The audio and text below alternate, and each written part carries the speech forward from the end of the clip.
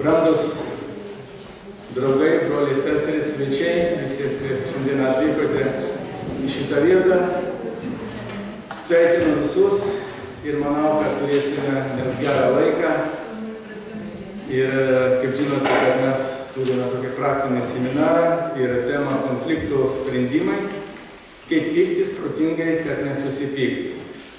Kiekvienoje šeimoje būna, kad žmonės susipyksta, kiti prisimena savaitę, mėnesį, o kiti net metus. Tai Dievas nori iš tikrųjų, kad mes galėtume spręsti tos reikalus. Ir šiandieną pas mus svečiuose yra Roman ir Julija Gaiduk. Ir Julija yra NCC tarptautinio universiteto psichologijos dėstytoja. Roman Gaiduk yra miesto bažnyčios vyresnysis, taip pat verslo konsultacijos kompanijos Grand Partnership konsultantas. Todėl mes sveikiname jūs. Ir gyvendami šeimoje iš tikrųjų mes patiriame konfliktų, kuriems reikia kantrybės, susitelkimo bei humoro jausmo. Tinkamai sprendžiant iškilusius konfliktus, santykiai gerėja ir su laiku konfliktuojama vis mažiau. Ir šis praktiškas seminaras skirtas šeimoms, kurios siekia geriau tarpusavio santykių ir nebijo tobulėti kartu. Matot, reikia tobulėti kartu. Jeigu vienas norės tobulėti, kitas nenorės tobulėti, ir praktiškai iš to nieko nebebus. Ir todėl geriausia, kada mes iš tikrųjų ateinam kartu, klausomės, mąstome ir kalbamės, ir tada iš tikrųjų vyksta tam tikri stebuklai mūsų gyvenime.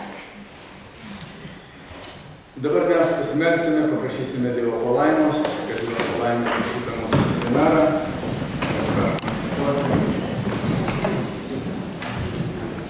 Visagalis mūsų Dieve, visatos kūrėjo, mes dėkojame Tau, mes šloviname Tave už Tavo didelę meilę ir malonę, už tai, kad Tavo sūnus Jėzus Tėve atėjo į šitą žemę, mirė prisikėlė. Ir šiandien Jis yra gelbėtojas, ganytojas, Jis yra geras draugas, Jis nori palaiminti mus, palaiminti šeimas.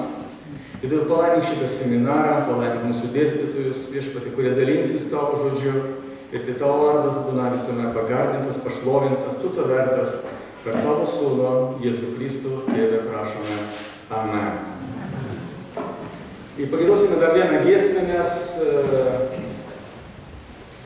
jei meilė valdo namuose. Nežinau, gal mes žinome šitą giesmę, kad iš tikrųjų tai yra svarbu šeimoje ir gyvenime. Visi kartu.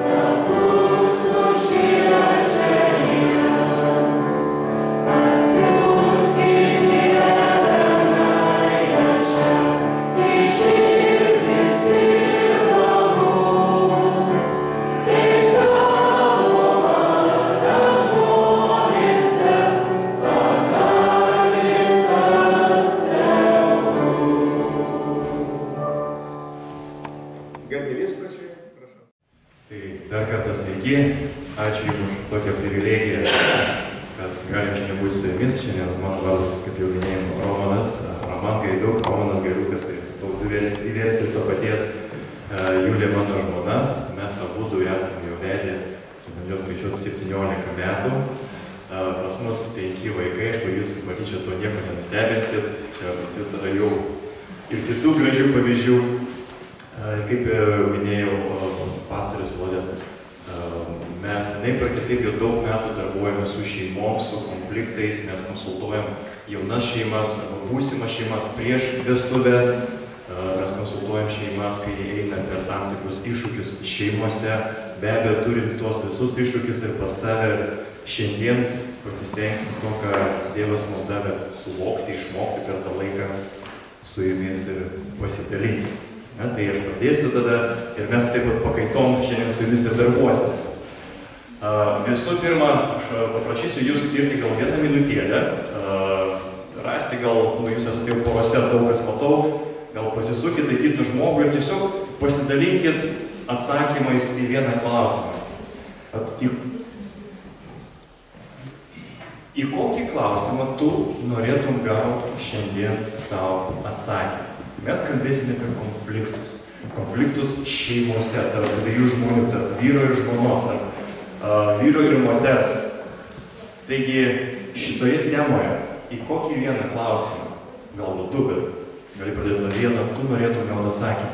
Tiesiog pasidalinkit su kitais žmonėmis, atsisukit, jeigu nepažįstat, tai susipažinkit, tam turit 2-3 minutės. Darom.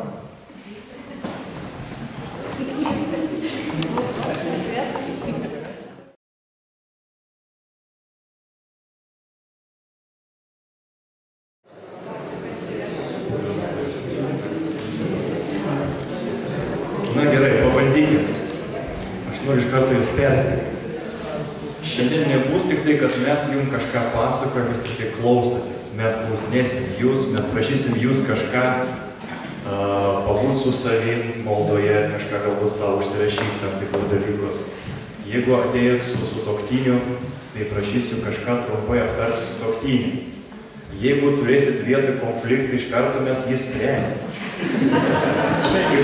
Visa bendruomenė tame dalyvaus. Tai jūs nepergalės, būsit gerose rankose.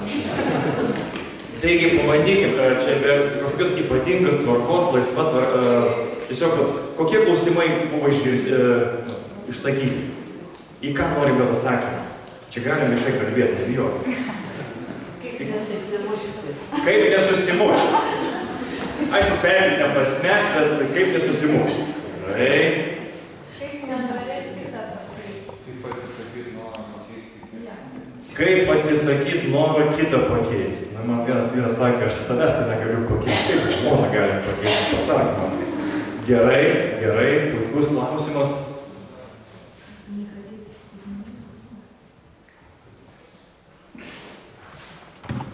Duokit, nelaikykit savo.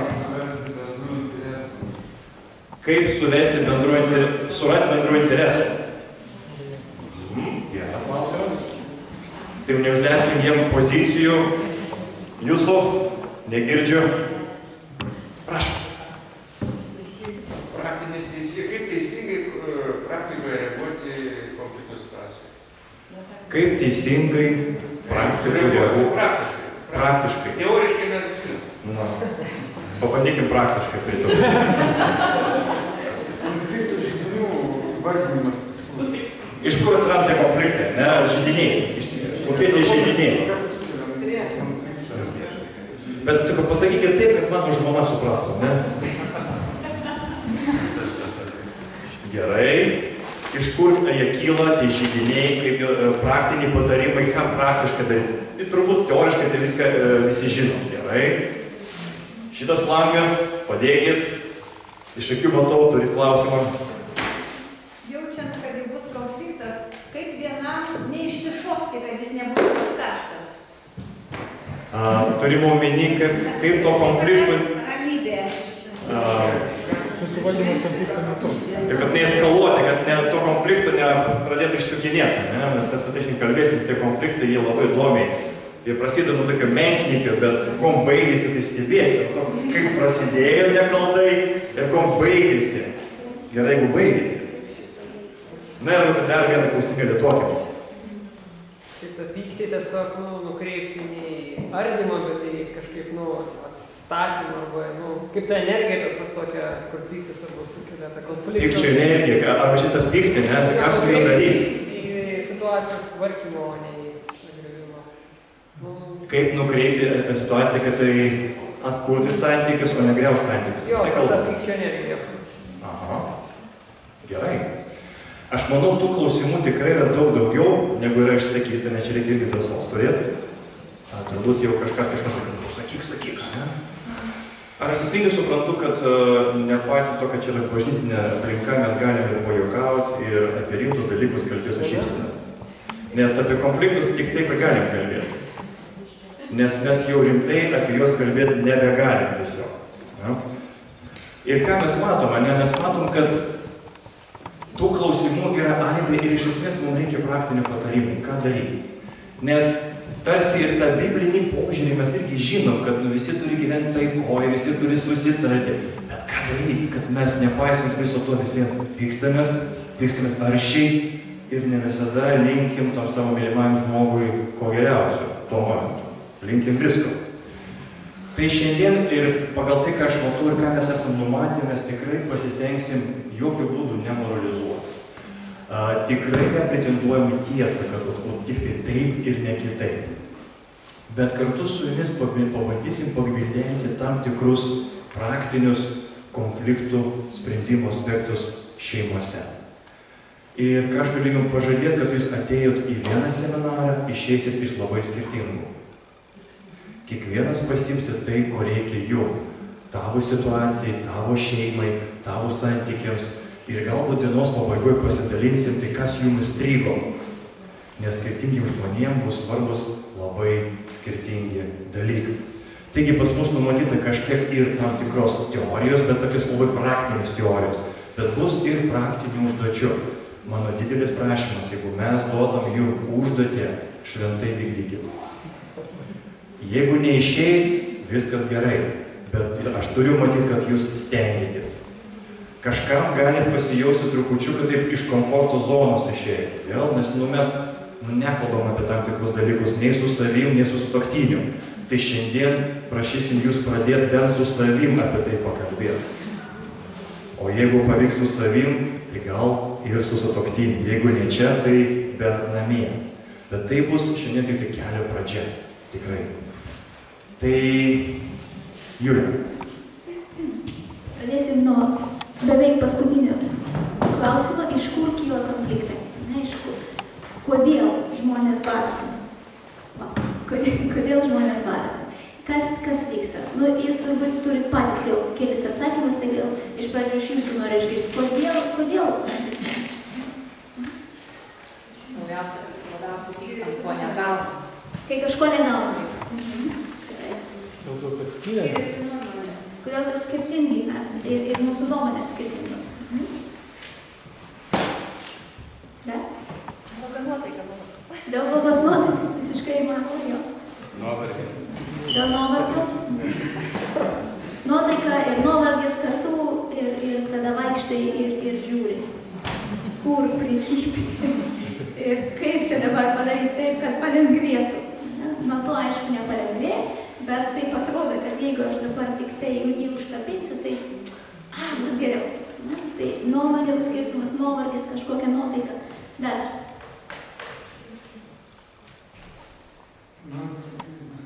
Finansinė krizė, stresas.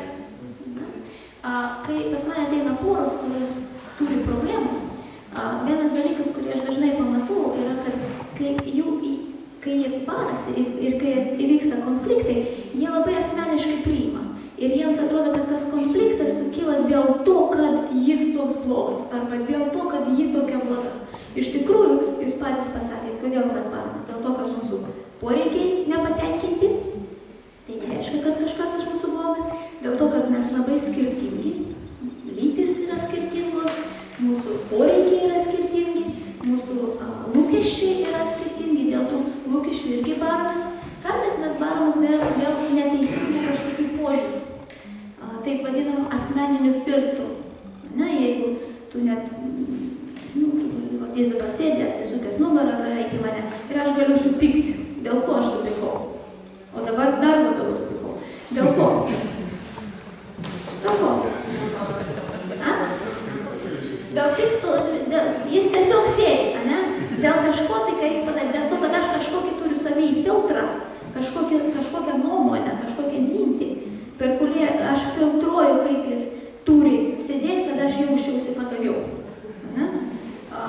pailsėti ne taip, tas mano filtras mane,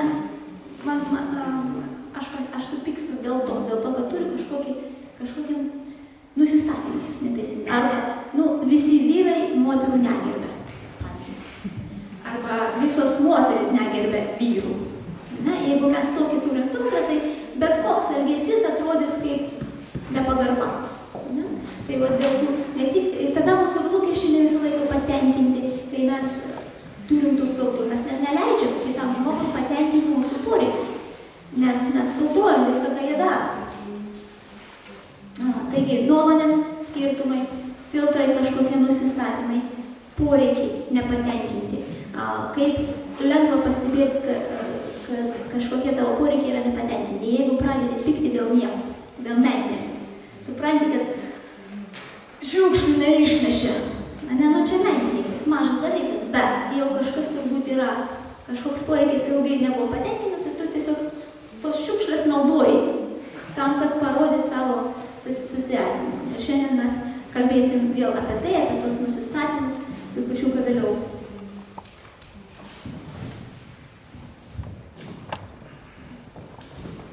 Ateina pažįstama pas draugę, tave visą apsiverkusi. Sako, ko tu verki? Įsivaizduoju, sako, grįžtu namo, o vyras visus indus išplovė. Sako, ką tu nesveika, ką tu verki, reikia džiaugtis. Ne, sako, tu paklausyk, aš nueinu pasisakau, brangusis, tu išplovė indus. Galite paklausti, o kodėl tu tai padarėjai? Jis man sako, taigi buvo nešvarus, tai jau išplovė.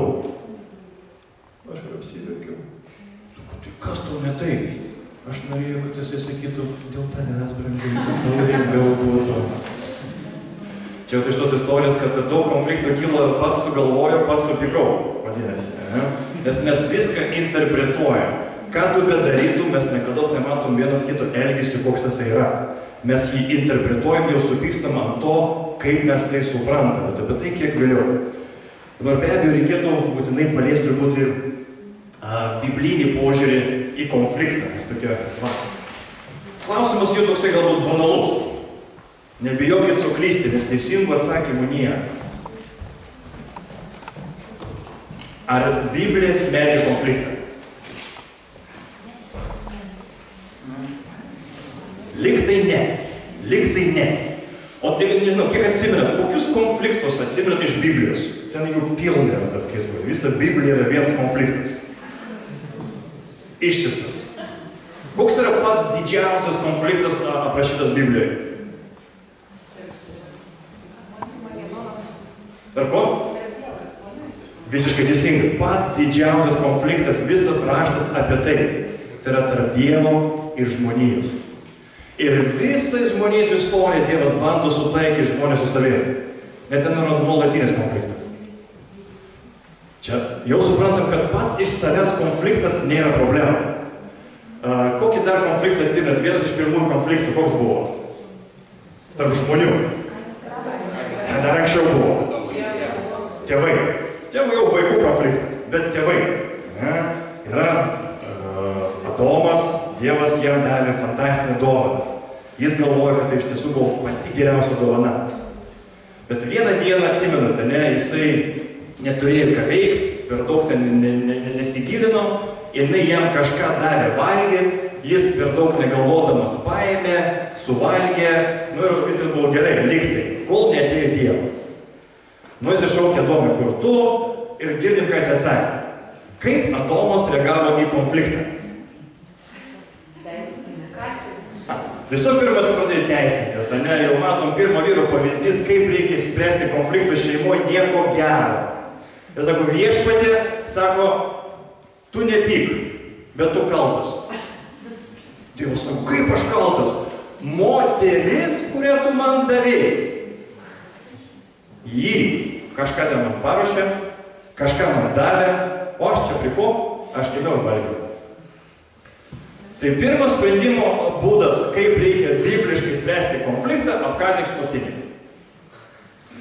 Aš sakau, tai yra tiesiog paminėtas Biblijoje, nebūtinai kaip geras būdas, kaip spręsti konfliktą. Jis labiau parodo mūsų nuodėmingą prigimtį ir kaip mes, kaip žmonės, šiuo atveju kaip vyrai, kaip mes esame linkę spręsti bent kokį konfliktą. Tai yra tiesiog nusimti visą atsakomybę už situaciją ir jeigu įmanoma, jeigu yra tinkamas žmogus šalia, jie apkaltina. Na, tada Dievas eina pas žmoną, sako, sako, moteris, sako, ką tu padarėjai? Jis sako, viešpatie, sako, aš irgi nepriko. Čia šaltis. Jis man kažką ten prišnibždėjo ausį ir aš padariau, kaip jis man sakė. Ir ką mes matom, kaip du pirmi žmonės nusprendė spręsti konfliktus. Labai paprastai. Neprisimti jokių atsakomybių už situaciją. Aš nepriko. B. Suversti kaltę kitam. Ar skamba panašiai? Vyras pavėlavo iš darbo, nors pažadėjo tik laiku paskambinti. Ateina, mato jau, kad gerai nebus, tik duris pradarius, pamatęs, išvydęs žmonos veidą. Šefas šiandien, čia jo kaltės mane užlaikęs, sako, kodėl nepaskambina, tu supranti, taigi žinai, čia aš neprikau. O vyras labai panašus. Tada jisai jau eina, namuose reikia balansą atstatyti, ne? Jinai jau spėjo 1-0 į jo vartus įmesti golą, jisai žiūri, kas nepadaryta namie. Kas ne taip?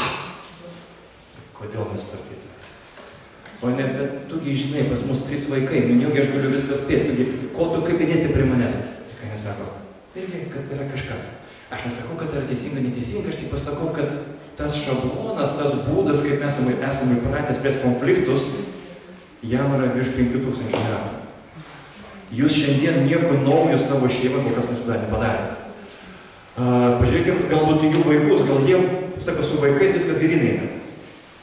Ką tie vaikai padarė? Brolis, ane, su kitų brolių, kitų žmonių dar nėra, tik tėvai. Ir iš pavydo, ne tik, kad jie susimušė vienas, užmušė kitą. Likti irgi nėra geras pavyzdys, kaip vaikai turi spręsti konfliktų šeimoje, arba mes kaip vyrus su žmona. Tada pasižiūrėjome naują Senąjį testamentą. Gal ten yra gerų pavyzdžių, kaip spręsti konfliktus. Karas po karo, karas po karo, karas po karo. Aišku, ateina pranašai, sako, ko nedaryk, bet jeigu de facto žiūrim, kas vyksta Biblijoje, žmonės tiesiog pykstasi ir nežino, kas to daryti.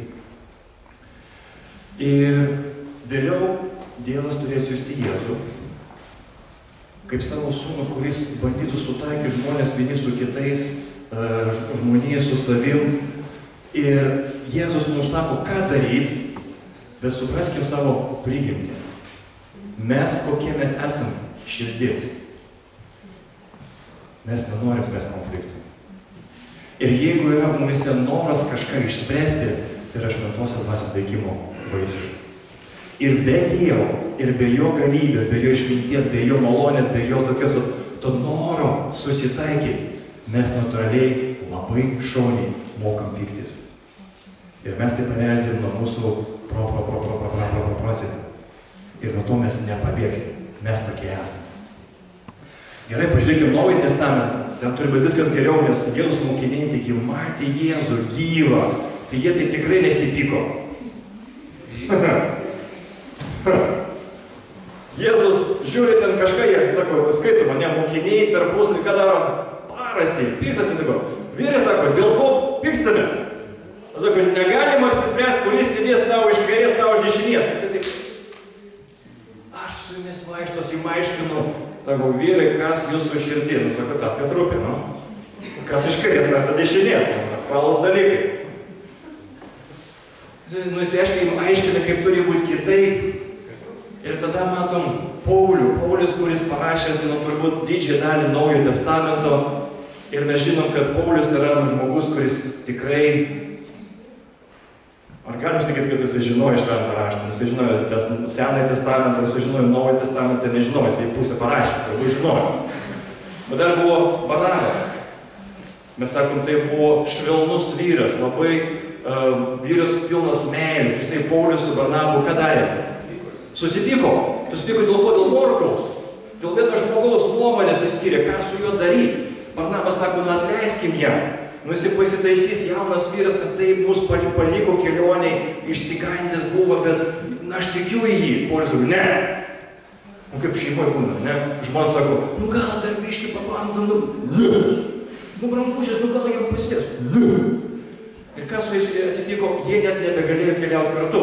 Jie išsiskyrė jų keliai, Barnabas paėmė morkų, nukeliavo vienur, Paulius kitur ir du dievoti vyrai nesusitarė.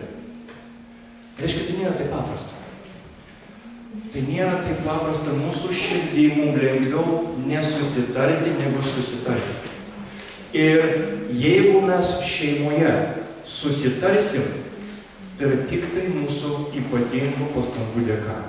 Dievo malonės ir mūsų norų. Dievo malonės yra apstu. Dažniausiai trūksta tik tai mūsų norų. Tai va šiandien mes pakalbėsim, ką mes iš savo pusės kaip žmonės galim padaryti, kad mūsų šeimose, ne tai, kad nebūtų konfliktų, tai netiesa. Jeigu pas mus ateina šeima ir sako, vieni iš pirmų klausimų, kas sako, nu sako, ar baratės, aš kai jauniai tik tai susitokia, sako, ne. Aš sakau, arba vėluojat, arba esat skyrybų slenkstė. Kaip čia gali būti? Nu negali du žmonės būti kartu ir nesipykti. Taip nebūna.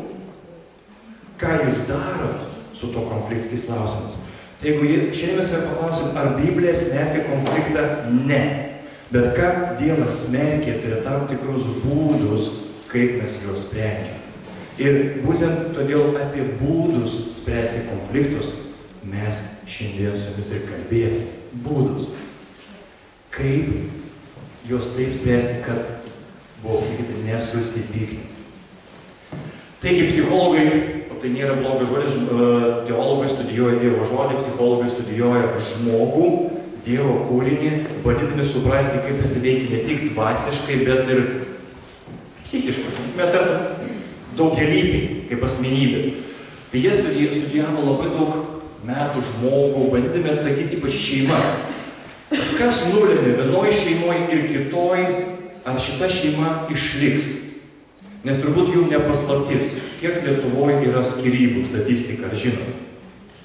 Nu mes lietuviai, jeigu mes mokam kažkur pirmauti, ne visada pirmaujam pačiuose geriausiuose dalykuose, tarp skyrybų Europoje mes irgi pirmaujam, vieni iš, pas mus yra apie 60% skyrybų per 10 metų santuokos. Tai reiškia, kad statistiškai visi mes turim didesnę tikimybę išsiskirti, negu išlikti poroje. Jeigu žiūrėjau, kai mūsų vaikai tuokėsi, per 10 metų šansai, kad jie išliks kartu yra mažesni, negu šansai, kad jie išsiskirs. Nors pradžioje niekas to nenori. Ir kai duodam įžadus, niekas apie tai nekalba. Taigi, kokie veiksniai, kas gali būti tarp dviejų žmonių, kas galėtų nulemti, ar šitie žmonės ilgiau išbus kartu ir įveiks visus konfliktus, ar vis dėlto tie žmonės turi mažiau šansų išlikti kartu. Tai pirmas, atrodo, banaliai, kai žmonės tokiasi, ką jie dar duoda vienas kitam. Įžadus. Retai, kada ypač vyrai susimasto, ką išneka. Nes vyrai ką mato? Jis mato gražią merginą, kurią labai myli ir jis žinai, kas laukia ateityje. Tik geri dalykai. Todėl jam reikia kažką susakyti ir pirmin. Moteris dažniau labiau pagalvoja apie tai, bet iš esmės mes retai, kai paimam šitą įžadą kaip gyvenimo kredą arba moto. Ir kai buvo lyginamas šeimos, kurios tikrai turi didesnį šansų išbūti kartu, ir tarp krikščionių dėja skyrybų yra trupučiuką mažiau. Bet tikrai nėra situacijos, kad tikinčiųjų žmonių nebūtų skyrybų, to jų yra. Taigi nebūkim naivus. Ir kai du žmonės nusprendžia širdį, kad tai, kad mes esam dviesi, tai yra bilietas į vieną galą. Niekados mano gyvenime nebus kitos moters. Visiškai nesvarbu, jinai man tinka, netinka, patinka, nepatinka. Viskas. Tai, kad mes esam dviesi, kokio gylio, pločio, dydžio nebebūtų konfliktai, nesutarimai, skirtingi požiūriai į ką nors, mes vis vien išliksim kartu. Mes eisim kartu. Ir čia labai svarbu, čia du dalykai. Mes eisim ir mes kartu. Nes aš matau kartais tikintieji sprendžia problemą kitaip. Jie eina, bet jie nebe kartu. Jis bažnyčioj, jinai namie. Ir jie susitinka tyliai pavalgyti. Ir visą dieną galvoja tik apie tai, kad neužsirauti. Kad tik tai nepaliesti aštro kampelio, kad tik tai konfliktų nesirastų. Taigi šitas, kaip banaliai beskambėtų, yra be galo svarbu. Kitas galbūt veiksnys, kuris nulėmė, ar žmonės sugeba įveikti konfliktus ar ne, tai yra įsitikinimas, ar egzistuoja vienas kažkoks teisingas būdas, kaip konfliktai sprendžiami.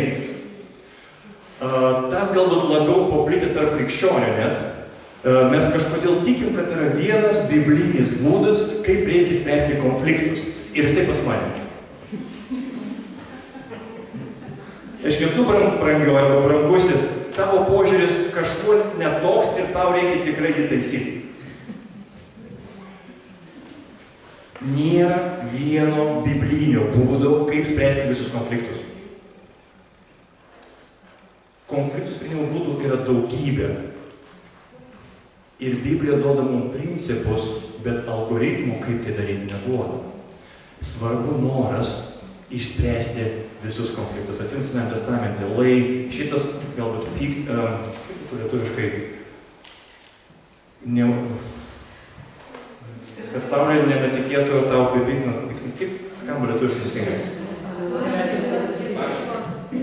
Bet atsivertai kažką kalbą, nes kad jeigu susipikai, tu turi išspręsti iki saulėleidžio. Ten net nebuvo pasirinkimų, tai yra kaip vos ne įsakymas, net tu privalai jį išspręsti, tu negali nuo jo bėgti. Taigi nėra vieno vienintelio būdo. Mes šeimose, kaip sprendžiam konfliktus? Labai paprastai, taip, kaip sprendė mūsų tėvai. O jeigu mano mama nesišnekėjo su tėveliu savaitę, kai supykdavo ant jo, didelė tikimybė, kad mano teisingas būdas spręsti konfliktus savo šeimoje, nešnekė savaitę. O jeigu, sakykime, mano žmonos šeimoje galbūt, čia hipotetiškai, galbūt mama keldavo balsą ant tėčių, kai ją kažkas nepatikdavo, didelė tikimybė eis pagal lygiai tokį pat šabloną ir jam atrodys, kad tai yra teisingas būdas. Nėra vieno teisingo būdo spręsti konfliktus. Konfliktus reikia spręsti. Trečias punktas, kas nulėmė galbūt sėkmę vienokį ir kitokią. Įsitikinimas, kad yra tik vyriški ir tik moteriški namų darbai arba namų ruošos darbai, tai yra melas. Yra tam tikri darbai, kurie labiau tinka vyrui ir moteriai. Mane krūtinį vyrai negali maitinti kol kas, ir ačiū Dievui. Yra sunkus fiziškai darbas, kurio moteris neturėtų daryti namie, tam yra vyrai, jie tam raumenis turi. Bet daugybė dalykų, ką mes darom šeimose, nebūtinai yra vyriški ir moteriški. Ir kuo labiau mes skirstom, čia moters darbas, čia vyro darbas, tuo sunkiau bus šeiminiam gyvenime išspręsti konfliktus. Nes mes turim poziciją ir dažnai jie nėra jokio biblinio nei pagrindo. Čia tiesiog įsitikinimo lygmenį. Ir tai mus varo į tam tikrą klaviną. Taigi šeimos, kur vyras ir moteris žiūri minkščiau arba lankščiau į atsakomybės šeimoje, kas turi vaiką pasiimti, kas turi jį prižiūrėti, tokį šeimas laikosi tvirčiau. Bendri interesai praleidau ir veikla.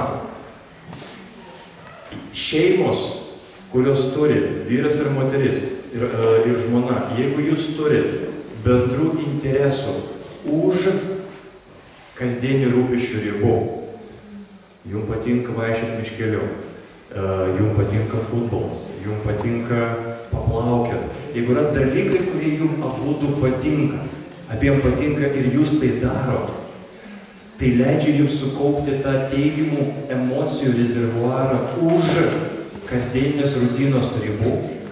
Ir tai yra jūsų energijos šaltinis eiti ir spręsti konfliktus. Ir šeimos, kurios neturi jau nieko bendro pozityvaus už kasdienybės, jie be galo sunku. Nes tu dirbi, tave išsunkina. Tu grįžti namo, ten vaikai. Kokie bebūtų mėly, jie tave išgrėžia, išsunkina ir be jokios sąžinės graužimo. Toks jų pašaukimas. Imt. Tu nuolat duodi. Visur išdalinai, Tu neturi, tu gali būti visą dieną su žmona, bet tu ne su žmona. Tu gali būti visą dieną kartu, bet jūs ne kartu.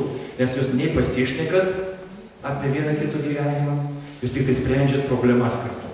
Vaikų, šeimos, piniginės, rūpesčiai, planai, bet tai nebuvimas kartu.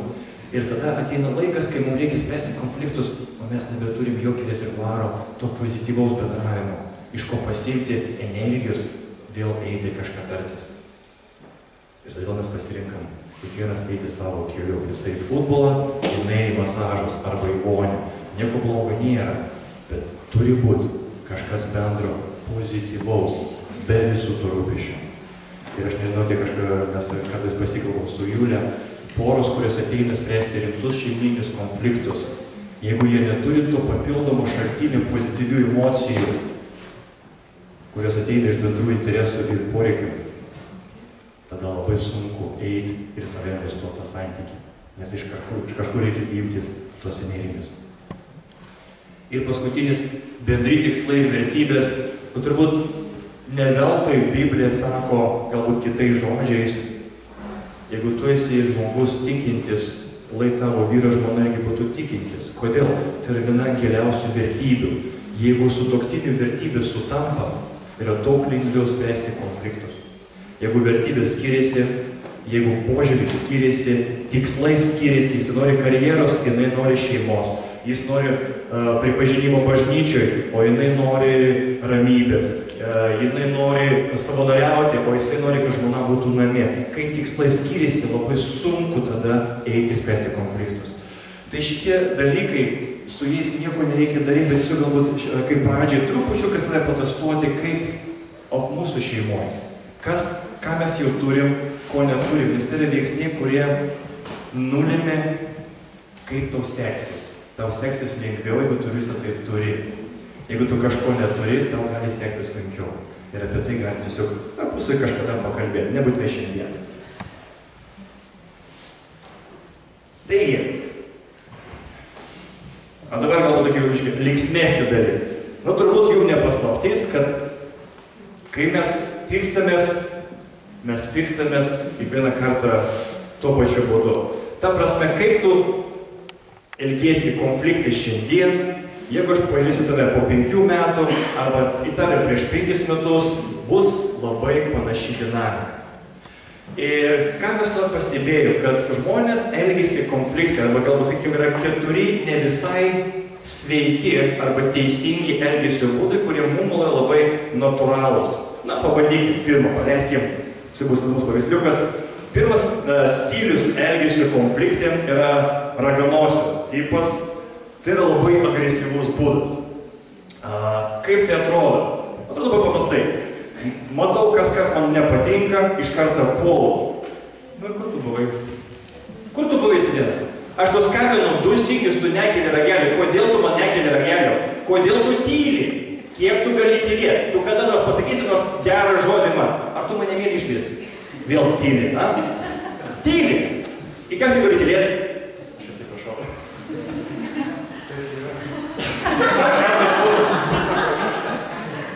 Mums visiems kartais būna ir žmogus, kuris yra, galbūt tokia raganosio būdu sprendžia konfliktus, jisai nemato save kaip agresorių. Jisai tiesiog mato neteisingą požiūrį arba elgesį ir tiesiog negali sulaukti pasakius tai. Jis privalo žinot, kas su juo ne taip. Arba jinai privalo žinot, kas su ją ne taip.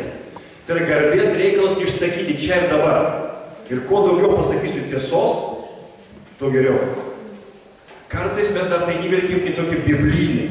Aš arba jai pasakysiu, kaip Biblija apie tai sako. Bet iš esmės tai yra toks pat elgesys. Mes atakuojam žmogų, manydami, kad darom labai gerai. Labai dažnai, kai vienas iš sutuoktinių pasirenka tokio agresyvesnį būdą, konfliktų sprendimo, vadinkim raganosį, kitas natūraliai pasirenka kitokį būdą. Ir vienas iš tų būdų tai tiesiog ignoravimas. Žinai, jinai kažką šaukia, o jisai ją kaip radiofoną jungia. Jisai galvoja tokį burbulą nupiešia, kaip būna vyrai. televizorius dirba, radijas dirba, mes negirdim. Tiesiog, bet turi būti fonas. Tai sutikė tam tikrą komforto būseną, ne? Ir tai kažkas sako, kažkas šaukia, kažkas o jis ramiai. Iš esmės jis ignoruoja konfliktą. Jis įkišė savo galvą į smėlį, jam ten šilta, tamsu, gera, jis pusiau girdi, pusiau negirdi. Jis žino, tas kažkada pasibaigs, jis galvą ištrauks, kaip toliau jis. Tarsi nieko nėra buvę. Šitas būdas irgi turi tam tikrą pagrindą. Kodėl žmogus pasirinka būti tam tikrų kaip raganosis? Todėl, kad jis mano, kad kol tu jam aiškiai neišaiškinsi, kol tu jam veidą nepasakysi, tu jas negirdės. Mes kartais elgiasime taip pat su vaikais ir lygiai taip pat pasirinkime ir šeimoje. O kodėl jis kiša galvą į smėlį arba ignoruoja tiesiog tą konfliktą? Tam yra labai aiškiai priežastis. Nieko nereikia keisti. Reikia tiesiog sulaukti. Kaip pas mus lyja, ką darom? Palaukiam. Taigi praeis. Ir praeina. Čia būtų labai panašus būdas. Bet esmė, galbūt, arba negatyvus poveikis viso to, kad jisai nenori nieko keisti. Jis nori tiesiog perduoti. Bet be abejo, yra ir kitų būdų. Junkim sekantis slaidą. Kitas tipažas tai yra zuikis stilius. Ką daro zuikis? Jis bėga nuo konflikto. Jeigu raganosis, ieško konflikto. Jam konfliktas, tai yra kuo jis įkvėpuoja, jeigu mes per dieną atvirai nepasišnekėjom, bet atvirai čia ir dabar. Ne po 5 minučių, ne vakare, čia ir dabar. Aš dabar jaučiu blogai, dabar aš ne. Jeigu strutis tiesiog kiša galvą į smėlį, tu kalbėk, man viskas gerai, tik manęs nelies. Tiesiog kalbėk. Ir neprašyk manęs nieko daryti dėl to. Tai zuikis, jisai visom pastangom arba kiškis vengia konfliktų. O kaip yra vengimo konfliktų? Nu, ne pas jūs, bet matėt kitos šeimos kaip elgia, kaip daro. Nukreipti kalbą šitą pusę. Kaip? Nukreipti kalbą kitas dalykas. Jo, žmona, klausyk, kodėl pavėlavai? O žinai, šiandien tokia gėlytė vakare mačiau gražiai. Galvoju, kaip būtų faina tavo padovanoti. Ne, tu pokalbę nenukreip, kodėl pavėlavai? Ir jisai bėga nuo konfliktų. Nukreipia pokalbį į kitą pusę. Kaip dar būna bėgama nuo konfliktų? Trenkia durim ir išeina. Ne? Trenkime durim ir išeinama. Aš su tavim tokiu tonu nekalbėsiu. Tu dar ir išbėgai? Na palauk, išlips pro langą ir vaisai. Ir dar iš lango pasakys viską. Gerai. Išbėgo iš patalpos, trenkė durim, kai dar bėgama iš konfliktų situacijos. Visko sutinka, taip, paklauso, kad tik tai greičiau. Tai būtų daugiau stručio.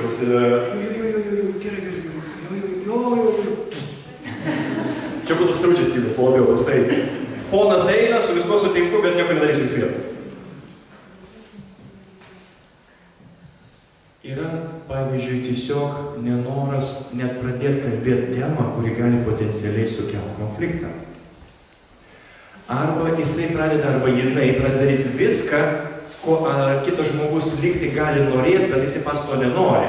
Ir jam vidų net kyla po to piktis, bet jisai vis vien darys, kad tik tai nebūtų konflikto. Tai yra tokia totali gyvenimo stilius, konfliktų vengimas. Bet kaip bebūtų, ar mes keičiam temą, ar mes tiesiog trenkiam durim, ar mes nekeliam net klausimų, kurie potencialiai gali sukelti konfliktą, ar mes tiesiog pataikaujam vienas kitą, mes konflikto ko nesprendžiam. Mes tiesiog jį vengiam. Raganosis konfliktų irgi nesprendžiamas, jam to laikas sprendžia, jisai konfliktą pramuša kiaurai. Kaip sako amerikiečiai, my way or no way. Arba mano būdu, arba viso gero. Nes tavo būdas dėja blogas. Strutis ignoruoja, kiškis bėga, vengia ir turim dar vieną stilių, toksai subtilesnis, ežiukas stilius. Šiaip ežiukas pats nepuola, bet jeigu bandysi įkasti, įgels taip, kad mažai nepasirodys ir visos priemonės tinka. Sakykim, pribėga raganosis prie ežiuko ir bando suvaryti. Jis taip pažiūrė, sako, tu save matai dabar iš šono. ką tu dabar ant mane šauki? Tokie kaip į tave vaikai žiūri. Kokia tu mama esi? Arba koks tu vyras esi? Nu tai matai, gal geriau nesipykim. Ir toliau savo.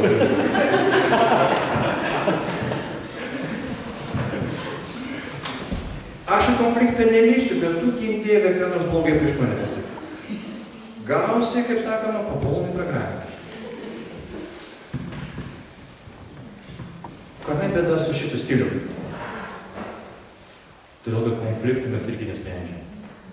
Ne vienas, visi šitie stiliai, jie mums galbūt be galo pažįstami, mes jas kažkur matėm. Dažnai filmuose.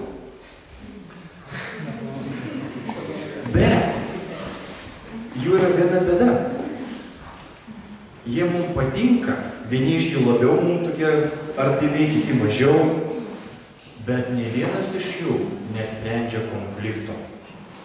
Konfliktas visuose atvejuose išlieka neišspręstas. O neišspręstas konfliktas tai yra uždelsto veikimo bomba. Jeigu mes konflikto nespręsim, anksčiau ir vėliau jis sprogs. Ir kai jis sprogs, tai nežinom, kas buvo. O sprogsta pačiu negeriausiu laiku. Kada tu esi dvasiškai silpniausias, kada tau reikia paramos mylimo žmogaus, tu gauni tą konfliktą, kai tu esi nusilpęs, kai tu esi pavargęs ir vietoj to, kad palaikyti vienas kitą, bom, sprogo. Ir mes nebežinom nei iš kur, nei kaip, nei ką dabar daryti. Taigi, Julija. O kaipgi tada spręsti konfliktus? Jeigu visi tie būdai netinka, mums jie labai patinka, kaip mes turim, koks tas sveikas būdas spręsti konfliktus. Ir aš tai siūlyčiau, kad mes spręstumėm konfliktus kaip žmonės, vietoj triušių, ežių ir taip toliau, mes esam žmonės ir turim spręsti konfliktus kaip žmonės. Ką turi žmonės, ko neturi visi tie gyvūnai? Kalbą ir mąstymą, čia atskirdėjau, Jie gali išmąstyti, jie gali suprasti, jie gali pažiūrėti į konfliktų priežastis, suprasti, kas vyksta ir tada surasti kitą būdą. Bet tam, kad surasti kitą būdą, mes turime žiūrėti, kasgi vyksta. Tai va, konfliktų pagrindiniai tipai yra 3. Dažniausiai, kai mes pykstamės, ypač jeigu jau senai pykstamės ir neišsprendžiam problemų, mes dažniausiai turim 3 konfliktus tuo pačiu metu. Pirmas konfliktas yra dabartinis konfliktas. Tas, kas vyksta dabar.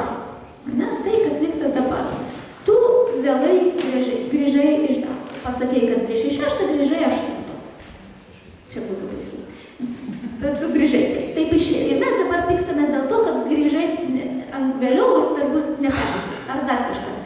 Tu netaip pažiūrėjai į mane. Kažkas vyksta dabar. Bet tai ne vienintelis konfliktas, kuris vyksta. Tas visas dabartinis konfliktas vyksta kontekste istorinio konflikto, o praeities konfliktų.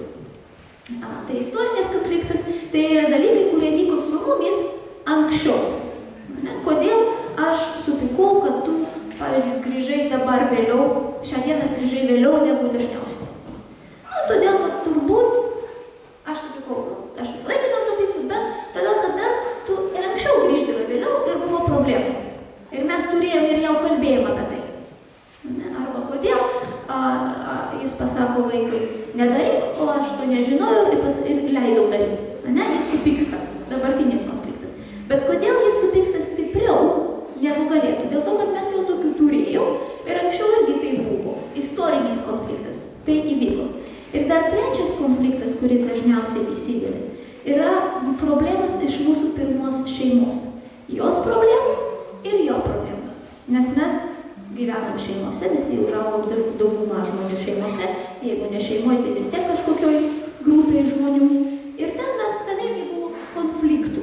Ir mes ten išmokom, kaip pyktis, kaip jau Romana šiandien sakė, jeigu mama šaukia, ir aš šauksiu greičiausiai. Tai tas, kas vyko pirmoj šeimoj su manim, turi įtakos tam, kas vyksta dabar. Ir dabartinėme konflikte, ir istorinėme konflikte. Kodėl aš taip reaguoju, kai vėluoju? Kodėl jis taip reaguoja, kai aš leidžiu tai, vaikui, kai jis neleidžia? Tai vienu metu vyksta 3 konfliktai greičiausiai. Ir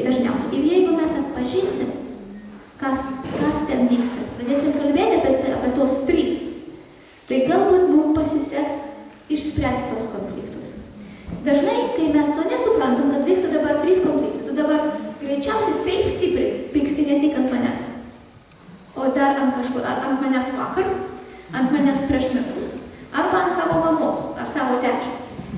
Arba tu kartuoji tai, ką darė tavo tėvai. Tai daug visko įsiveda.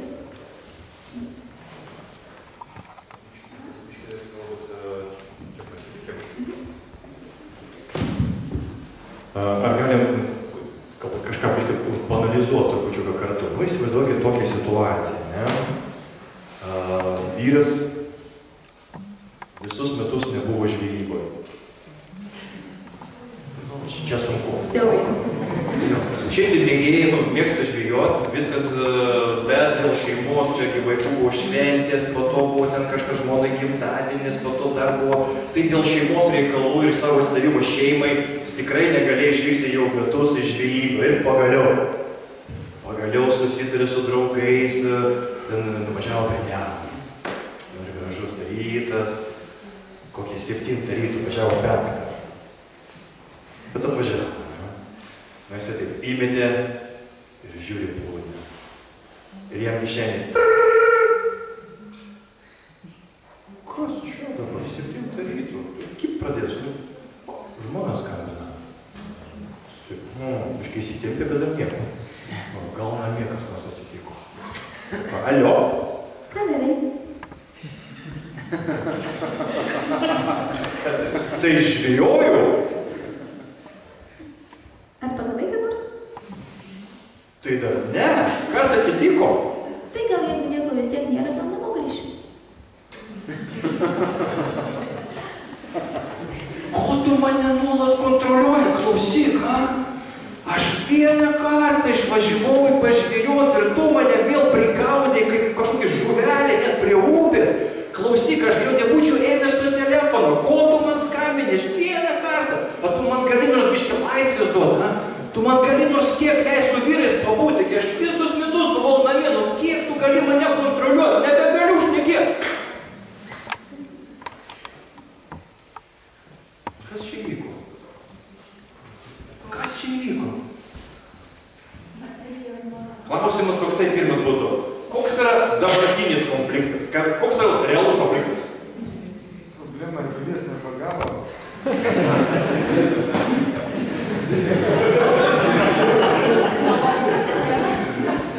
Nu, jis dar nespėjo, jis tik tai atsipalaidavo. Tik sutvarkė. Bet koks yra dabartinis konfliktas? Dėl ko vyksta pyktis? Kontrolė.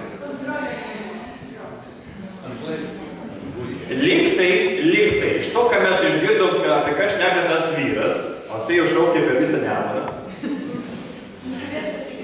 Žuvis išsigavo, ne tik draugai. Čia tikrų istorija, taip tikrų. Iš Kino. Koks yra tas, galim sakyti, kad tikras konfliktas yra tai, kad jinai jį kontroliuoja ir jisai priešins tai kontrolė. Vyrai, ar būna tai? Taip. Nu, aš žinau, kad jūsų vyrų žmonos nekontroliuoja, bet mes taip jaučiamės kartais. Klausimas, o toksai objektyvus, ar jinai bandė jį kontroliuoti? Ne. Jinai pabūdų, žiūri, vyras šalia nėra jau. Tas vyras. Žvėjoja tiksliai. Nu, paskambins jį pradžiuginsi, kad pasilaujo, kad labai nori jį namie pamatyti, kuo greičiau, kad jisai pasijaustų mylimas, laukiamas, tai jam tas nori, kad grįžtų namo, jisai būtų laukiamas, pasuksi jam. Išgirdo visą šitą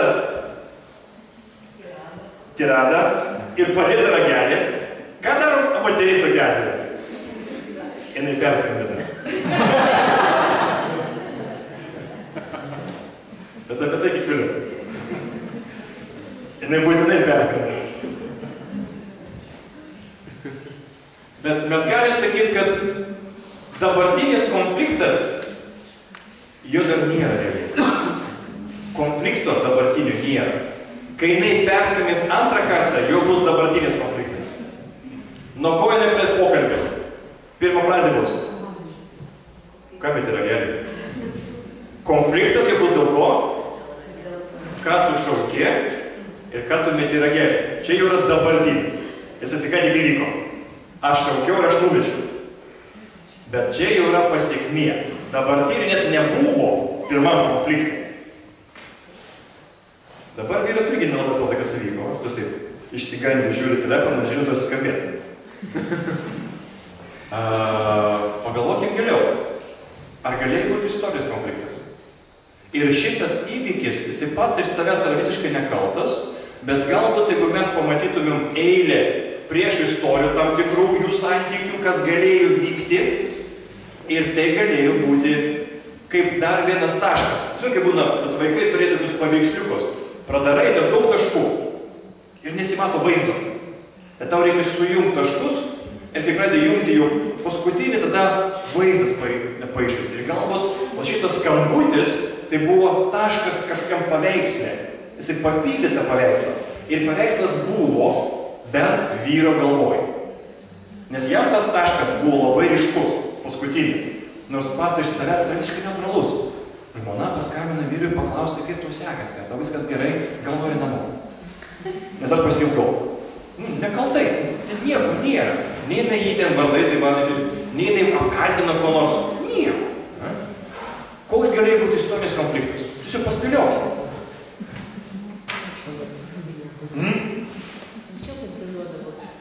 Galbūt anksčiau būdavo situacijų, mes nežinom, bet kai jisai, kai buvo jų santykiai, jisai visiškai neturėjo laisvos erdvės, tai kai galbūt išeidavo su draugais, tai po to būdavo konfliktų kokius nors.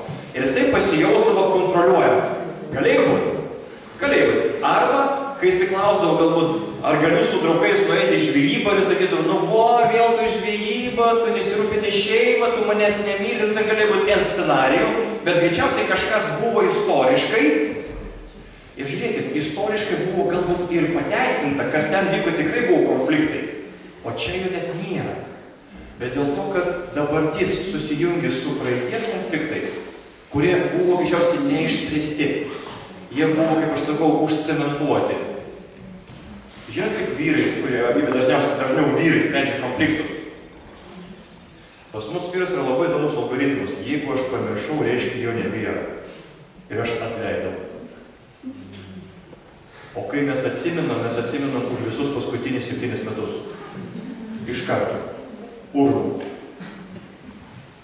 Tai buvo matyti kažkas tokio, tarp jų neišspręsto, kas labai svarbu, nes yra labai daug skausmo, neišspręsto. Ir šitas įvykis buvo matomas ne kaip pats iš savęs, bet tų praeities konfliktų kontekste. Ir todėl jisai iššaukė tokį neigiamą reakciją. Bet pažiūrėkit dar giliau. Ar galėjo būti kažkoks nors jo pirmos šeimos, biologinės šeimos situacijų? Ar galėjo būti kažkas atnešta iš tos šeimos, kuris jau užaugęs? Kas galėjo būti? Galėjo būti, kad mama buvo labai kontroliuojanti, neišleisdavo niekur, nuolat skambindavo, kur esi, ką veiki, su kuo eini, kodėl eini, kiek valgai, kiek nevalgai, ar pavalgai.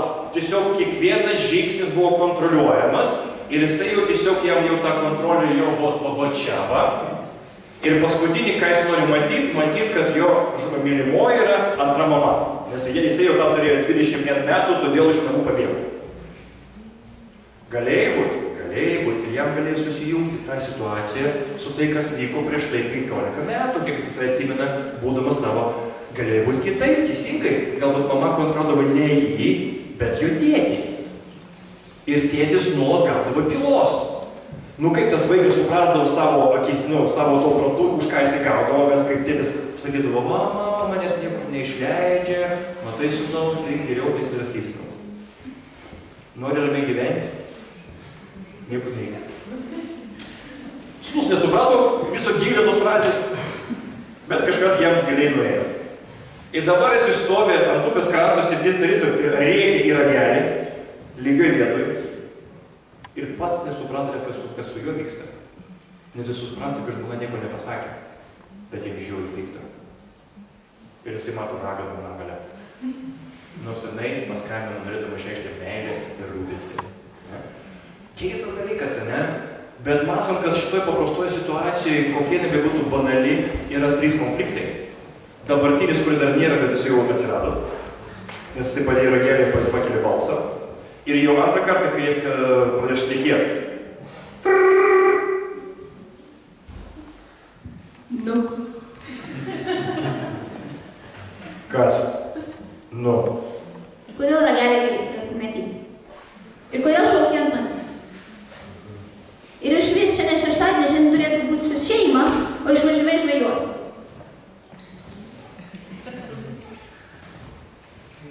Ir ko tyli dabar? Nėra ką pasakyti? Pasakyk, ką nors.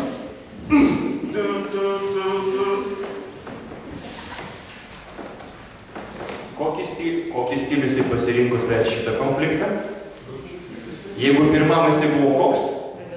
Raganosis, jisai atakavo, tai dabar... Triušis, jisai pabėgo. Ar jisai išsprendė konfliktą? Ne. Jo dabar didžiausia svajonė pamiršti visą tai. Tarsi to net nebūtų buvę. Kaip visada. Bet nepavyks. Bet jisai supranta, žvejybos nebus. Banalus pavyzdys, ir tokių turbūt pavyzdžių kiekvienas iš mūsų mes turim aibę. Ką norėjau parodyti, kad kiekvienas konfliktas, kuris vyksta tarp sutuoktinio ir tarp dviejų žmonių, jisai niekados nebūna pats iš savęs, o tik tai čia ir dabar. Jis visada būna čia ir dabar. Kas vyksta? Prieš istoriją, kurios mes nematėm arba pamiršom, ir šeimos istorija. Ir jeigu jūs kitą kartą bandot kitiems žmonėms bažnyčiai padėti spręsti konfliktus, tai neskubėkit daryti išvadų tik iš to, ką jūs išgirdot. Nes jums papasakojo tik dabartinį konfliktą. Bet jums dar nepapasakojo istorinį konfliktą ir tikrai jums nepapasakos šeimos istorijos. O tame taške tie trys dalykai sueina į vieną. Ir spręsti reikia suprasdami, kas vyksta. Visų konfliktų, kaip turbūt jau ir pamatėte, visų konfliktų centras ir priežastis yra kažkoks skausmas. Skausmo būna keletą šaltinių. Tas skausmas gali būti arba ateiti iš dabartinio konflikto, kas dabar vyksta, jis numetė ragelį, man skaudu. Arba jam skaudu, kad aš jį kontroliuoju. Skausmas iš dabartinio konflikto gali kilti iš senų konfliktų, kaip mes jau ir kalbėjome, iš to, kaip mes anksčiau bendravom, kaip aš anksčiau kontroliuodavau, kaip jis reaguodavo anksčiau į mano kažkokį elgesį. Ir taip pat tas skausmas taip pat ateina iš mūsų praeities šeimos, iš mūsų pirmos šeimos, iš mūsų praeities. Tai va tas konfliktas, kodėl jis toksai trigubas? Dėl to, kad centras visko yra skausmas, ir skausmas irgi ateina iš tų trijų šaltinių, kuriuos mes paminėjome. Jeigu jo arba mano pirmoji šeima buvo kažkoks, tėvas šaukdavo, arba tėvas išeidavo iš namų, nesirūpindavo šeimą, tai tas skausmas mane įtakos, kai jis išvažiuos į žvejybą. Aš galvosiu, nu va, vėl mane palieka. Ir aš reaguosiu vėl ne į jo elgesį, o į savo skausmą, į savo praeitį. Ne? Jeigu jo mama kontroliuodavo, tai jis reaguos ne į tai, ką aš pasakiau, o į savo skausmą iš savo praeities, iš savo šeimos.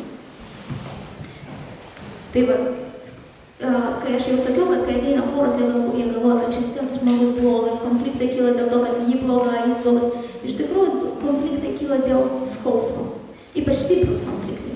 Aišku, būna nuomonių nesutapimas, bet įsivysto stiprus, skaudus konfliktai iš to, kad mums skauda. Ir tada galbūt lengviau yra netgi derėti su to žmogu, nes tu supranti, kad jam skauda, jis neblogas, jam tiesiog kažkur skauda. Ir aš nebloga. Aišku, mes turim tą savo prigimtį, dėl kurios mes reaguojam į skausmą neteisingai, bet mes nesam kažkokie blogiečiai, mums tiesiog abiems skauda. Ir mes tada galim pasikalbėti apie tą skausmą, bet pasikalbėti apie kažkokį kitą būdą. Bet dažniausiai tas skausmas, dėl to skausmo mes toliau pradėjom susidoroti su to skausmu neteisingų būdų, kaip sakiau, ir tada vystosi spiralė. Konfliktas vaikšto spirališkai. Bet galbūt prieš tai irgi keliam tokių, paimti tą patį pavyzdį arba biblijinius pavyzdžius.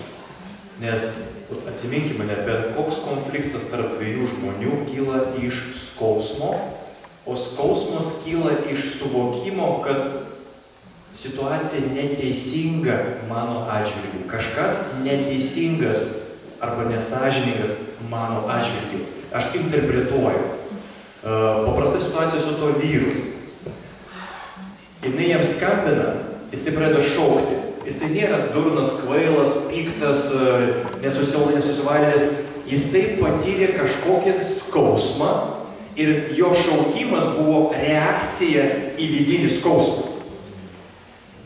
Tas skambutis, tas skausmo iššaukia, bet atsiminkim, skausmas tai yra suvokimas, kad kažkas su manim elgesi neteisingai. Aš interpretuoju. Bet pagalvokim, kokį skausmą galėjo patirti tas vyras. Koks buvo jo skausmas? Jis nebūtinai turi būti objektyvus.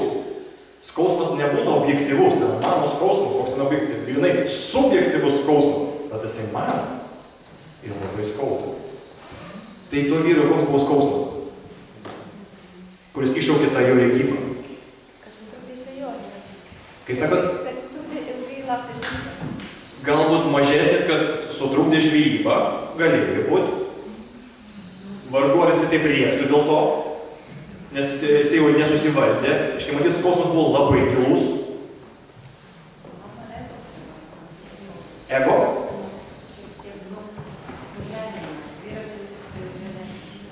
Jisai galėjo žemesnis, o ką jisai, iš ko atėjo galbūt jo skausmas, kad aš mane pažemina, arba laisvės nebuvimas arba kontrolė. Ta pati kontrolė, tai kaip vyras galėjo interpretuoti. Tai yra nesąžininga mano atžvilgiu mane kontroliuoti net vienintelę dieną, kada aš iš anksto susitariu su tavim išvažiuoti į žvejybą. Ir net per šitą vienintelę dieną tu mane kontroliuoji. Tai nesąžininga mano atžvilgiu. Tai neteisinga. Tai jau yra per daug. Ir jo pyktis buvo į jo supratimų neteisinga jo atžvilgių žmonos elgesį, kad jo kontrolės yra tikrai ryškiai per daug. Jisai patyrė tą skausmą, kaip reakcija į nesąžiningą elgesį ir atsirado pyktis. Dabar, kaip manau, ar jo žmona patyrė skausmą? Kaip nekeista, kažkas pasakė, žmogus, kuriam skauda, būtinai skaudins kitą žmogų ir padarys, kad kitam skaudėtų. Ir jie pradeda dalyti skausmu. Konfliktas bent koks tai yra intensyvus skausmo dalynimasis. Kaip boksas savotiškas. Kokį skausmą galėjo jinai patirti? Atmetimą jos rūpesčių. Visiškai atmetimą jos rūpesčių. Šiuo atveju, ne? Vietoj to, kad ačiū, kad tu rūpinėsi, man taip faina, kad tu man skambini. Atmetimas, skausmas. Ar tai yra sąžiningai? Ne. Ar teisinga? Ne. Ar ne ko nors pelnė? Ne. Tai gavo tai, ko nepelnė. Skausmas. Kokį tą skausmą galėjo patirti? Toj situacijai. Neišgirdau tiesiog, jūs kažką pasakėte. Visiškai nepelnytas kaltinimas. Pas jie nebuvo jokio motyvo kontroliuoti. Nulis. Buvo grina meilė ir rūpestis. Vietoj to gavo kaltinimo, kurio visiškai nebuvo pelnius. Kai tave kaltina už tai, ko tu nesi padaręs ir padarius, tu jauti, tai nesąžininga. Jauti skausmą, iš skausmo kyla pyktis. Natūraliai. Mūsų natūrali reakcija į skausmą. Ir tada mes matom, kad vieno žmogaus skausmas iššaukia kito žmogaus skausmą. Ir tada darosi įdomiau. Ir galbūt tik trumpai vėlgi pratimą pakalė Kainas ir Abelis. Kainas supyko ant Abelio. Dar neaišku, ar ant Abelis supyko ant Dievo. Mes nežinom. Bet jisai supyko, jisai patyrė skausmą dėl ko? Koks buvo Kaino skausmo šaltinis? Dievas nepriėmė jo aukos. Ir Kainui tai pasirodė nesąžininga jo atžvilgiu, neteisinga. Ir jisai supyko ant Dievo, o tuo pačiu supyko ir ant brolio, nes Dievas su juo buvo sąžiningesnis negu su manim. Reiškia, abudu buvo man atžvilgiu nesąžiningi, supyko ir šiuo atveju išliejo savo pyktį, užmušdamas nusikaltimą. Mes kaip vyrai galim kelt ranką žmonos iš to pačiu skausmo, kuris perėjo į pyktį. Mechanizmas labai panašus skausmas. Ir tas skausmas neturi būti tikras, dabar gali būti išgalvotas, bet jis nuo to mažiau skausmingas netampa. Mes galim savo sugalvoti tą skausmą. Pavyzdžiui, jeigu tam žmona neturėtų tėvą, tėvas išėjo, tai kiekvienas vyro išėjimas iš žvejybą atrodo kaip tas palikimas vaikystėje gali atrodyti. Tai yra išgalvota, tai nėra kaip yra, tai nėra tiesa, bet nuo to mažiau neskauda. Ir aš nesakau, kad dabar kiekvienam iš mūsų skauda, bet dabar visi sirgsim, skaudėsim ir bus faina. Ne, mes turim tiesiog suprasti. Tai aš atėjau, o po to kalbėsim apie tai, ką su juo daryti. Kągi mes darom su skausmu dažniausiai. Mes nuo jo bandom apsiginti. Kai mes augom, vaikystėje mes krentam ir mums skauda. Tada mes išmokstam. Nukritau. Daugiau taip daryti nereikia. Mes bandom išvengti to skausmo. Mes bandom apsiginti. Tai pirmoji mūsų viena iš pirmų gynybinių reakcijų yra išmokti vaikščioti. Arba laikytis, kai vaikštom. Kad nenukrist, kad išvengti skausmą. Kuo vyresni mes daromės, to sudėtingesnės mūsų gynybinės reakcijos. Mes bandom apsisaugoti nuo skausmo. Kai mums šalta, mes, kad nebūtų skaudu, mes pasivalkom paltą. Čia yra normali gynybinė reakcija. Normali reakcija į įmanomą skausmą. Tik tai konfliktuose, kas vyksta, kai paltas nepadeda, mes tada pradedam traukti ginklus iš po palto. Tokius visokius. Kaip ir pas mus čia, ne? Iš pradžių pirmas mano buvo, pirma gynybinė reakcija. Kokia buvo? Kai jis padėjo ragelį, ką aš padarau? Perskambinu, čia aš bandau kažkaip apsisaugoti. Mane atmetė, aš bandau apsisaugoti ir perskambinu. O po to jau prasitas nesuveikė ir tada aš pradėjau gintis jau kitaip. Jau tokiais ginklais aš tada pradėjau kovoti. Jau tokiais ginklais, kurie nėra geri. Pradėjau vadinti, pradėjau priekaištauti, pradėjau, sakyti, nežinau, kad jam tai nepatinka. Tai skausmas, normalus atsakas, skausmo yra gynybinė reakcija. Ir tai, kad mes darom konfliktuose, dažnai yra tos gynybinės reakcijos. Tai dėl to, kadangi dažniausiai jau suaugusiems žmonėms, nepatinka,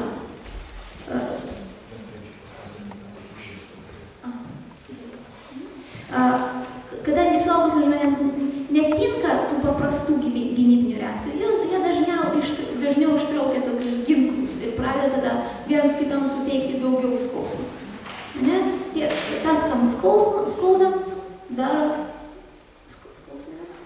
skaudina kitus. Tas, kam skaudina kitus.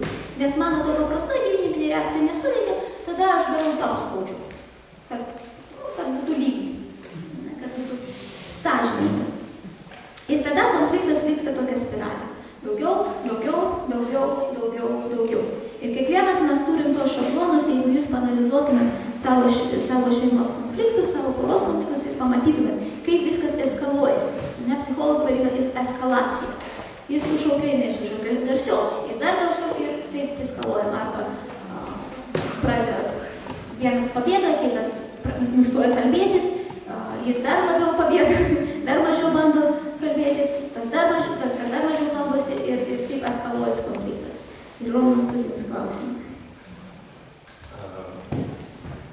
Tiesiog mes, kas būtų gerai, ko mes dažnai nepastebėm, mes nežinom patys savo gynybinių reakcijų. Kaip Julija ir minėjo, kiekvienas žmogus turi gynybinį reakciją. Tai yra Dievo duota, kad apsaugot mus nuo ko? Nuo skausmo. Tačiau jeigu mes nesuvokiam savo gynybinės reakcijos, mes tiesiog reaguojam skausmą ir dažnai destruktyviai, kas tik eskaluoja konfliktą. Tai dabar norėčiau galbūt duoti jum 3-4 minutės iki 5 minučių. Jeigu esat atėjus poroj galit individualiai, pabandykit atsiminti skirtingose situacijose, kai jūs patiriat poroj konfliktą, einat per konfliktą arba per skausmą, kaip jūs natūraliai, net negalvodama reaguojat. Nes gynybinė reakcija yra reakcija. Aš ten nespėjau pagalvoti, bet jau padariau. O tai yra gynybinė, bandau save apsaugoti. Ir tada mes aptarsim, kokios būna tie būdai, ką jūs esate galbūt matę kitur, nebūtinai savo. Nes mes čia gausim kaip neutraliai. Kam to reikia? Jeigu aš nesuvokiu, kaip atrodo gynybinė reakcija ir aš nespėju save pagautame, didelė tikimybė aš pradėsiu eskaluoti konfliktą. Nes gynybinė reakcija nuodėmingo žmogaus rankose tai yra turtas, kuris retai padeda, labiau kenkia. Ir nesuvokimas, kaip tai vyksta, tik apsunkina. Taigi duodu jums 5 minutėlės, pabandykit atsiminti save vienokioj kitokioj situacijai ir tiesiog prisiminkit, kaip reaguojat. Tai kokia reakcija, kaip jūs reaguojat į jum nemalonę situaciją, bent kokią. Beje, atsimenat, sakykime, triušį. Šitas stilius į ką panašus? Į tam tikrą gynybinę reakciją.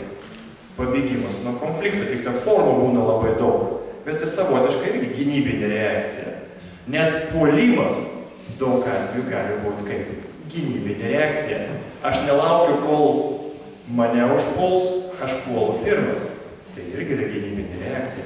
Taigi tiesiog pabandykim atsiminti, pamatyti gal kitų žmonių konfliktuose ir po to aš jūs paklausiu, nebūtinai jūsų asmeninio momento nereikia, bet tiesiog įvardinti, kokius teko pastebėti. Dirbam porose arba individualiai, jeigu esi sutuoktiniu, būtinai reikia padirbėti porose. Ir galbūt trupučiuką aptarti, kam esam matę kitur filmuose. 3-4 minutėlės pasitraukti.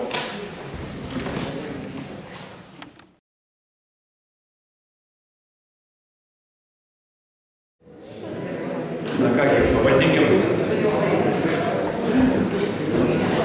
pasidalinti.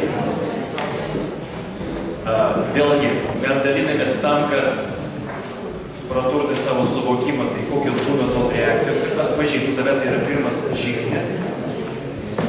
Kai minėsim, supraskim, kad tai yra ne to žmogaus, bet jisai tai kažkur matė. Taigi, ką matėt, kokios būna gynybinės reakcijos skirtingų žmonių, kai vyksta konfliktas? Prašau. Užsidarau savyje ir tyliu. Tiesiog tylėjimas. Užsidarau ir tyliu. Dar galim sakyti, strūtis arba vėžliukus. Galvą traukiu, kojytės traukiu, daryk ką nori. Viskas manęs nėra. Tai yra savo gynybinė reakcija. Gerai, ačiū labai už pasidalinimą. Tai visas keturios turbūt yra gynybinė. Ką mes esam įvardinę tikrai, kaip elgesys plačiaja prasme tai yra gynybinė reakcija. Galbūt yra konkrečių pavyzdžių, nes tai yra tik tai forma, bet būna ir kokius elgesys, kurį mes matėme vienur kitur. Pripažįsta, taip kalbas, kad užgesint, prasidedant konfliktą. Iš karto su visko sutinka. Atsiprašau, iš akių matau, kad neatsiprašau nei ką. Gerai, bando tik užgesinti. Per greitai pradeda prisipažinti ir tada aš nespėjau įsišaukti. Tai pasidalino palaikymo grupė, pavyzdžiui, mamai paskambino. Gynybinė reakcija paskambinti mamai.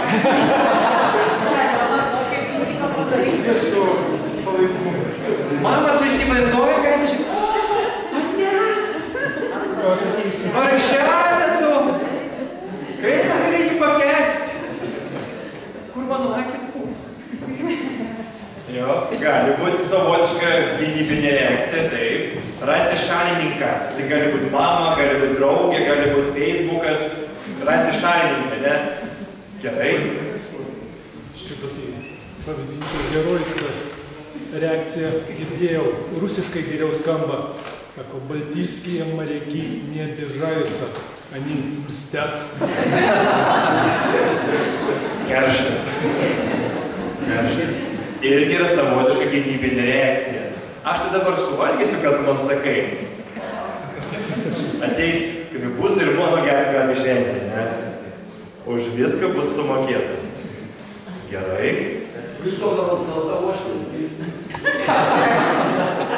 Nuversti kaltę kitam žmogui, ne? Uošviui, vaikams, Lietuvai, valstybei, prezidentei, taigi tų būdų labai daug, net yra tautos būdas, ne gynybinis būdas, nuversti kaltę Europos Sąjungą, dar kažką, ne? Gali būti. Gerai.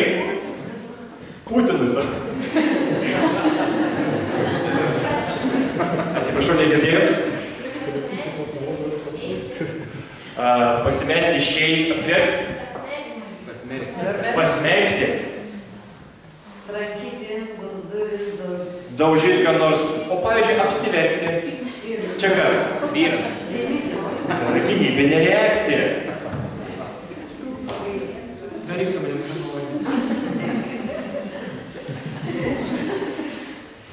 ir vyras taip žino, ką daryti, ne? Jeigu vyras apsiverkia, tada moteris išvaizduoja. Žado netenka. Vyrai, pabandyk. Veikia 100%. Pirmą kartą. Gerai.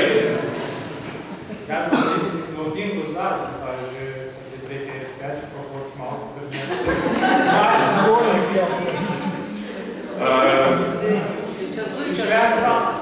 Čia galbūt kaip mes bandom suvaldyti vidinį tą stresą ir pyktį, aš sakyčiau, galbūt tai čia jau kažkas tokia konstruktyvesnio. Sunkiai įsivaizduoja, žmona ateina, nu ką tu vėl pavėlavai, tas eina iš karto malkas kartu. Nes gynybinė reakcija tai yra impulsinga, gana tokias sunkiai nesuvaldoma, tiesiog mes taip darom. Nu, yra vyrų, kurie eina iš karto su kardijonu pagroti, šaukis, kad negirdėti. Būna, kada... Čia taip yra iš tikrųjų, kad prisiminiau šitą situaciją. Čia buvo prieš... Gal visų nesų nereikia. Prieš 15 metų, būtent mūsų vyresnysis darželė prisidirbo. Nu ir tarėmės, mušt vaiką ar nemušt. Nu ir tai, kas ten reikia, nes jis ten tikrai labai prisidirbo. Ir sakau, nu bulkis dabar tave muši. Vaikui paaiškina, aš dėl ko aš mušiu. Vyras tuo metu išėjo malkų, ne? Ir sesė jo eina ir sako, tu palauk, neik ten auklėjas. Streso valdymas čia yra. Bet čia gal visai neblogas variantas. Reikia, vyrai, reikia turėti ir ką malką, ką kapotą. Ir gynybinės reakcijos jos prasideda kaip sveikas dalykas. Tuo metu, kai mes jų išmokstam, jie padeda ir jos yra sveikos. Bet po to mes per daug jų darom net toj situacijai, kažkur reikia bėgti, ne? Kai mes pamatom žvėrį, reikia bėgti. Tik tai, kada jinai tampa neteisinga, kai mes bėgame artimo žmogaus, tada neteisinga. Būna šeimų, kuriuose vaikams tikrai reikia bėgti ir slėptis ir nerodyti savo jausmų. Ir tos reakcijos tuo metu buvo sveikos ir jos veikia. Kada jos tampa nesveikos, kai ne toj vietoj ir ne to laiku taikomos. Taigi, mes jau artėjom prie pietų pertraukos. Kodėl mes, galbūt aš priminsiu, ką mes šiandien su jumis darėme. Ne? Mes pradėjom kalbėti apie tai, kad konfliktas yra nei blogai, nei gerai. Tai yra mūsų kasdienybė. Taip, konfliktas kyla iš mūsų nuodėmingos prigimties. Mes nuo to nepabėgsim. Dievas nesmerkia konflikto kaip tokio. Jis supranta, kad tai yra mūsų prigimtis, bet jisai gali smerkti tam tikras būdą spręsti arba nespręsti konfliktą. Ir šiandien mūsų tikslas pamatyti, kaip mes galim spręsti konfliktus geriau, efektyviau, su mažiau skausmu. Mes pakalbėjome apie tai, kad kiekvienas iš mūsų turim tam tikrą jau įgimtą arba išmoktą, galbūt neįgimtą, išmoktą vaikystėje gynybinę reakciją. Kažkas puola labiau. Kažkas bėga, kažkas pasitraukia, kažkas įgėlė, kažkas atkeršė, kažkas apsiverkė nuolat, ar vyras tai pradėjo nieko sakyti, tai jau verkė. Suvokti, kad gynybinė reakcija kažkada mums buvo labai naudinga, ypač vaikystėje, bet kai mes suaugę esam ir mums jau reikia spręsti konfliktą, tai gynybinė reakcija trukdo jį spręsti, o spręsti jį reikia. Ir mūsų tikslas po pietų, mes jau labiau kalbėsim apie tai koksgi turi būti tas efektyvus arba geras, teisingas, sveikas būdas spręsti konfliktą. Tačiau tuo pačiu man buvo labai svarbu pakalbėti, kaip mes kartais elgiamės ir tai niekur neveda. Suprasti, kad mes reaguojame skausmą. O skausmas kyla iš suvokimo, kad kažkas su mumis neteisingai elgiasi. Tai yra mūsų interpretacija. Kiekvienas konfliktas vyksta čia ir dabar. Tai yra mūsų istoriniai konfliktai su to pačiu žmogu prieš tai neišspręsti dažnai. Ir tai yra ateina iš mūsų šeimų. Kažkas vyksta su mūsų tėvais, su mūsų draugais, su mūsų mokytojais, su kitais asmenim. Ir visą tai suplaukia į vieną tašką, kur vyksta tas dabartinis konfliktas. Ką su juo daryti jau konkrečiai, kaip išėti iš to užburto rato, tarsi kaip iš mazgo, kaip jį išnarplioti, mes kalbėsim jau iš karto po pietų. Norim jūs pasiklausti iš to, kaip mes dabar einam, kaip mes vedam tas dinamiką, tempas, apie ką kalbam, ar jums yra priimtina.